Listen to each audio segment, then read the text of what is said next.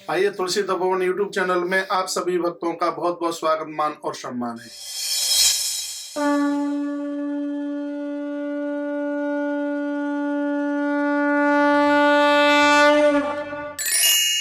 इस समय आप इस चैनल के माध्यम से प्रोग्राम देखने के लिए जा रहे हैं मकर संक्रांति का ये पावन पर्व किस प्रकार से मनाएं। आइए इस वीडियो के माध्यम से इस बात को समझने की कोशिश करते हैं। यह मकर संक्रांति का जो व्रत है इसके लिए कहा गया तस् संक्रमण बीच यावत्सु विशति कला महापुण्यतमः काल पितृदेवा प्रिया। यदि ठीक से इस पर्व को मना लिया जाए तो पितृजन तृप्त हो जाए। 14 तारीख की जो मकर संक्रांति है, बाणों की सैया पर पड़े हुए पिता में भीष्म इस तिथि का इंतजार करते रहे। मकर संक्रांति में सूर्य दक्षिणायन से उत्तरायण की हो जाते हैं। ऐसा बताते हैं कि सूर्य जब उत्तरायण के हों उस समय यदि किसी की मृत्यु होती है तो उसको यम यात्रा करने में दिक्कत नहीं होती, परेशानी नहीं होती, ऐसा बताया गया। आइए हमें मकर संक्रांति के समय क्या करना है। तो तत्र स्नात्वा विधानेन तीर्थराज जलेन नारायणं संरक्ष्य कल्पवृक्षं प्रणम्य। बताया गया है कि मकर संक्रांति के दिन भोर में यदि आपसे बन जाता है तो 3 से 4:30 के बीच में स्नान कर लीजिएगा, नहीं तो 4:30 बजे से सूर्य उदित होने से पहले तक स्नान कर लीजिएगा। यदि आप कहीं तीर्थ में रुके हैं तो जलाशयों में ही स्नान करें, नदी में स्नान करें, उसका महत्व तो ज्यादा है। यदि आप घर पर हैं तो उसमें गंगा जल की बूंदें डालिएगा, कुछ गंगा जल डालिए, उसके बाद आप स्नान कीजिएगा, क्योंकि इस स्नान की महिमा का एक बहुत बड़ा वर्णन किया गया है। उसके तत्पश्चात आप तुलसी का पूजन करें। यहाँ कल्प वृक्ष की बात कही है, लेकिन धरती पर इस मृत्यु लोक में मातृ वृंदा तुलसी एक कल्प वृक्ष की ही तरह है। जिस ग्रंथ के माध्यम से मैं आपको बात कर रहा हूँ इसमें तो लिखा है, कहा गया है तथा बलम सुभद्राम च स्वमंत्रेण प्रपूज्ये दृष्टो उत्तरायणे देवम उच्यते देहवत्ना। मकर संक्रांति के दिन जो भगवान श्री कृष्ण, बलराम और सुभद्रा यानी भगवान जगन्नाथ को जो लोग याद करते हैं, पुरुषोत्तम भगवान को जो लोग याद करते हैं, वो लोग भवबंधन से छूट जाते हैं। संसार का कोई भी आकर्षण उनको अपनी तरफ आकर्षित नहीं कर सकता। मकर संक्रांति के दिन यदि भगवान जगन्नाथ को बंधन किया जाए, घर से ही उन्हें प्रणाम किया जाए, ये बहुत आनंद की बात हो जाएगी। इसमें बड़ी सुंदर बात कही गई है कि मकर संक्रांति के दिन आप किसी देवालय देव मंदिर की प्रदक्षिणा परिक्रमा जरूर कीजिएगा। 3 बार तो प्रदक्षिणा कम से कम करें ही, ऐसा लिखा हुआ है। त्रिविक्रम विक्रमेण त्रैलोक्याक्रमण, 3 बार कम से कम परिक्रमा करें। और जिस मंदिर में देवता को आप पूजने के लिए जा रहे हैं उसमें दुर्वा, सरसों और फूल के द्वारा अर्चना करें। चाहे गणेश जी की अर्चना कर रहे हैं, महादेव जी की कर रहे हैं आप, और चाहे आप भगवान जगन्नाथ प्रभु की कर रहे हैं, उसमें दुर्वा ने पीत सरसों के फूल, इन दिनों में तो सरसों आई जाती है। दुर्वा जो कि आपको आरोग्यता और बुद्धिमत्ता देती है, सरसों जादू टोने टोटकों से अलग करती है, फूल बिल्कुल समर्पण के प्रतीक में है ही। तो इस प्रकार से आप देवों का वंदन करें, पूजन करें। भोग के लिए भी बात का वर्णन किया गया है। कम से कम 3 परिक्रमा, ज्यादा से ज्यादा आप 108 भी लगा सकते हैं। तो देखिए यदि आप ऐसा कर लेते हैं तो कितना सुंदर लिखा है कि अश्वमेध यज्ञ के बराबर फल प्राप्त हो जाता है। अश्वमेध यज्ञ करने से जितने फल की प्राप्ति होती है, मकर संक्रांति के दिन देव परिक्रमा करने का उतना बड़ा फल प्राप्त हो जाता है। अश्वमेध यज्ञ के बराबर उसका फल प्राप्त होता है। बड़े से बड़े महापातक समाप्त हो जाते हैं। इसलिए प्रदक्षिणा परिक्रमा की इतनी बड़ी महिमा है। आप इसमें माँ तुलसी की भी परिक्रमा कर सकते हैं, देवालय की भी प्रदक्षिणा परिक्रमा कर सकते हैं, कीजिएगा। इसमें भगवान को दही और भात का भोग लगाया जाता है। सुन लीजिए, कुछ पदार्थ ऐसे बनाए जाते हैं जो तिल के होते हैं, तिल की टिक्कियां बनाई जाती हैं। इसमें ऐसी चीजें हैं जो दही के साथ में खाई जाती हैं, जैसे दही बड़ा है, तो वो इस मकर संक्रांति के दिन उसकी बड़ी महिमा है। खीर की बड़ी महिमा है। बाजरे के आटे की कुछ चीजें बनाई जाए उसकी बड़ी महिमा है। गुड़ की कुछ चीजें बनाई जाए उसकी बहुत बड़ी महिमा है।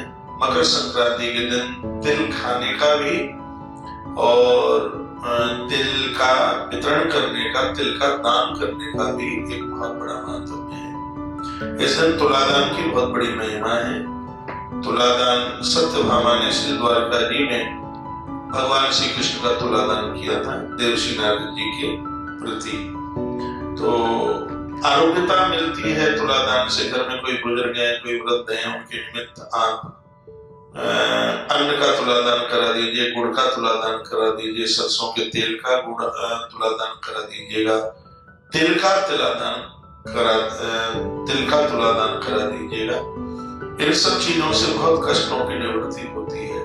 वृद्धजनों के लिए तो आप ये करा ही सकते हैं। आप आश्रम के नंबरों पर संपर्क कर लेना। पूरा माघ के महीने में इतना बड़ा यज्ञ है, आपके द्वारा तुलादान का दिया गया वह तिल पूरा का पूरा हवन यज्ञ में लग जाएगा तो बहुत बड़ी बात हो जाएगी। आप संपूर्ण देश में जो भी जन सुन रहे हैं, जहाँ आपको अच्छा ठीक बढ़िया लगता है, तो वहां भी जहाँ तीर्थ में, घर में, आप कहीं भी हैं, मकर संक्रांति कल की है और 14 तारीख की, और इसको आप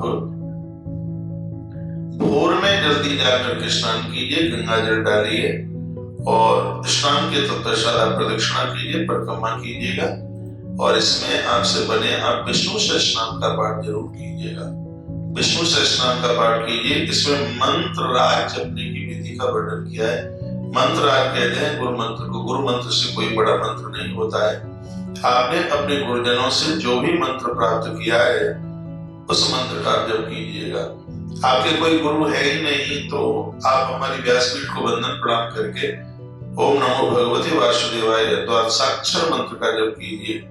आने वाले अगले वर्ष जब फिर ये मकर संक्रांति आएगी, वो आपके लिए बहुत बड़ा आनंद लेकर के पहुंचेगी। तो इस मकर संक्रांति में स्नानम दानम तपोहोम स्वाध्याय पितृतर्पणम सर्व मक्षेताम यादि योग उत्सवे च उत्तरायणे। कितना सुंदर लिखा है कि इसमें स्नान का, दान का, तपस्या का, हवन का, स्वाध्याय ग्रंथ पढ़ने का और देवताओं के लिए पितृ तर्पण करने का बहुत बड़ा विधान है। सूर्य भगवान उत्तरायण के होते हैं, तो इसमें किया गया हर सत्कर्म अपने आप में अनंत गुना हो जाता है। देवता भी प्रतीक्षा करते हैं इन दिनों की, और ये आप सब जानते हैं उत्तरायण देवताओं का दिन होता है, दक्षिणायन देवताओं की रात होती है। जब उत्तरायण आरंभ होता है तो किया गया हर सत्कर्म अपने आप में अनंत गुना वह फलदायी हो जाता है। इसलिए आप सभी मकर संक्रांति के समय पर जो जो बातें मैंने इस ग्रंथ के माध्यम से आपको निवेदित की हैं, कर्पूर खंड मर्च्योर नियमता निवेदित ब्राह्मणा पूजित भक्ता देव देव पुरस्कृता। इस दिन ब्राह्मण को भोजन कराने की बहुत बड़ी महिमा है। इस दिन अपने पूज्य लोगों को भोजन कराने की बहुत बड़ी महिमा है। बहुत ध्यान से सुनिए। जैसे आपका दामाद है, जामाता है, आपके ससुर साहब हैं, या आपका भांजा है, आपके गुरु महाराज है, कोई ब्राह्मण देव है, ये मकर संक्रांति के दिन उनको जमाने की बहुत बड़ी महिमा है। बहन को बुलाइए, बहन के बच्चों को बुलाइए, दामाद को बुलाइए, और भी आपके कोई पूज्य लोग हैं उनको आप बुलाकर उन्हें आप भोजन कराइए। अपने पूज्य लोगों को बुलाइए।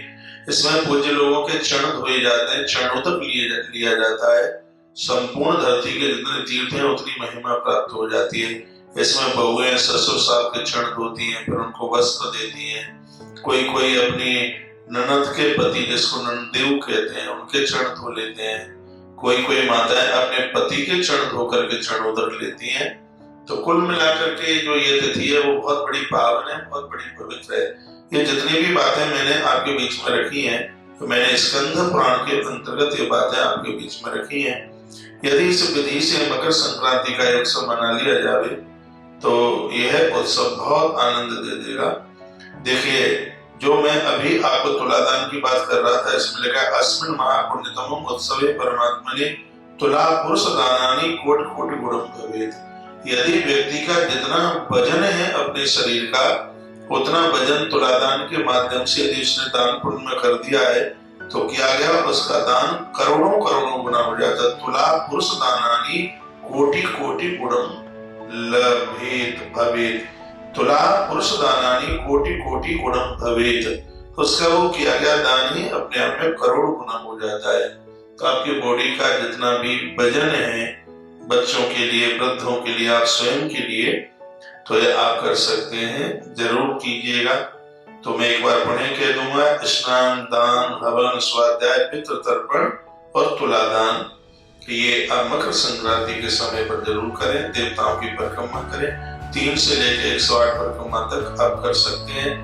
और पूजा के लिए मैंने आपको दूर्वा बताई है, सरसों के फूल बताए हैं और दूसरे भी फूल बताए, इनसे आप पूजन कर सकते हैं। भोग के लिए भी मैंने सामग्री आपको बताई दी है। बात को समझ में नहीं आई हो तो इस वीडियो को थोड़ा रिपीट करके दोबारा से सुनिए। मकर संक्रांति की बात लोगों के पास तक पहुंचे, इसलिए वीडियो को आप शेयर करना मत भूलिएगा। और मुझे तो यह विश्वास है, मुझे यह लगता है कि मकर संक्रांति के समय पर इतनी सुंदर बातें आप पहली बार सुन रहे होंगे। जीवनम सर्वभूतानां जनकतस्म जगत प्रभु। यहाँ पुराणाकार ने कहा गया है कि उनका जीवन धन्य धन हो जाता है। वैसे उत्सव पर्वों के समय पर जो ईश्वर को याद कर लेते हैं, उनके जीवन में ताप प्रताप संताप सब समाप्त हो जाते हैं। इस धरती पर वह आनंद लेते हैं और अंत में वो भगवत धाम को ही प्राप्त होते हैं। विष्णु भवन के ही लिए वह प्रस्थान करते हैं, भगवान के धाम पहुंचते हैं। तो इस मकर संक्रांति के पावन पर्व का अपने आप में इतनी बड़ी इसकी महिमा है। तो मकर संक्रांति की आप सभी को बहुत बहुत मंगलमय शुभकामनाएं।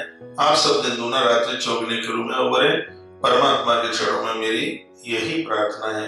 चैनल को सब्सक्राइब करते हुए बेल आइकॉन दबाते हुए वीडियो को शेयर जरूर कीजिएगा और हमारी राम राम ले लीजिएगा। जय श्री राम, जय श्री कृष्ण, जय श्री राम, जय गौ माता, जय राधे श्याम।